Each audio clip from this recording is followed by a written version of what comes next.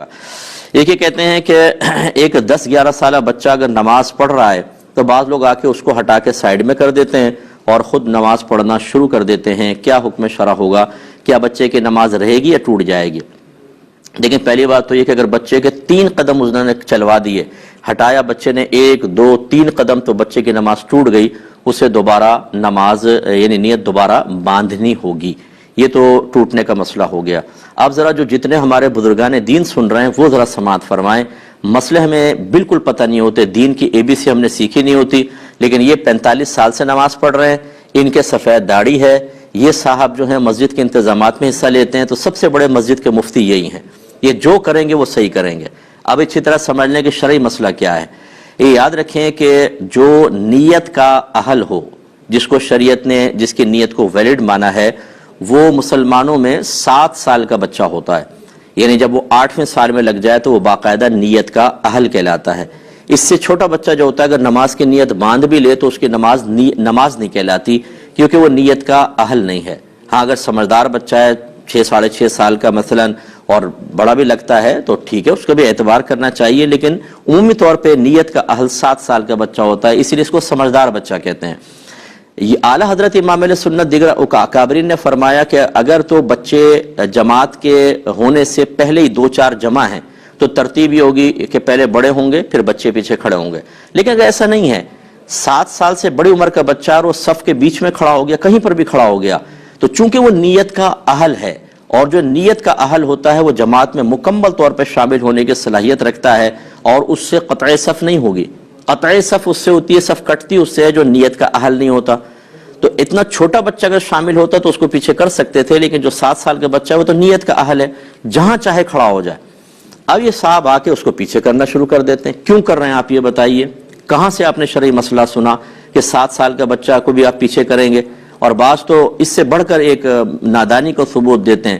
بچوں کہتے ہیں بیٹا صف کے کونے میں چلے جاؤ. کیوں چلے جائیں؟ اگر وہ صف پہ کھڑے ہونے کے قابل نہیں ہے تو کونے میں بھی صف ہے، وہاں کیوں بھیج رہے ہیں آپ؟ لیکن کچھ پتہ نہیں ہے دین کا، کچھ پتہ نہیں ہے کہ کیا ہے مسئلہ، وہاں چلے جائیں. تو اب 10-11 سال کا بچہ تو یہ بہت بڑی عمر کا بچہ ہوتا ہے، کہاں 7 سال، کہاں 10-11 سال کا بچہ. اسے پیچھے کرنے والا گناہ کبیرہ کا مرتکب ہے، شدید گناہ کبیرہ. اس لیے کہ نبی کریم صلی اللہ علیہ وسلم نے نمازی کے آگے سے گزرنا منع کیا اور فرمایا کہ گزرنے والا جانتا کہ میرے اس گزرنے میں کیا گناہ ہے تو وہ اس قدم کو اٹھانے سے جو اس نے نمازی کے آگے سے گزرنے کے لیے اٹھایا، وہاں پر 40 سال تک کھڑے رہنا پسند کر لیتا، لیکن گناہ نہ کرتا. جہاں قدم اٹھانا، سامنے سے نکلنا گناہ ہو، وہاں آپ یہ کندھے سے پکڑا، آپ نے یہ دھکیل دیا اس کو پیچھے اور خود آ کے کھڑے ہو گئے. یہ اتنا بڑا حرام اور گناہ کبیرہ جو آپ کر رہے ہیں، اس کے کوئی آخرت میں وبال نہیں ہے. لیکن چونکہ آپ کی داڑھی ہے، چونکہ آپ 45 سال سے نمازیں پڑھ رہے ہیں، کیونکہ آپ کے بال سفید ہو گئے ہیں، اس لیے جو چاہے کریں. تو اس لیے جو ہمارے ایسے بزرگ سن رہے ہیں، کوئی میرا خدا نہ خواستہ کسی کی تحقیر کرنا مقصود نہیں ہے، لیکن جو جہالت کا مظاہرہ کرے گا اس کو عزت دینے کا بھی شریعت نے حکم نہیں دیا ہے.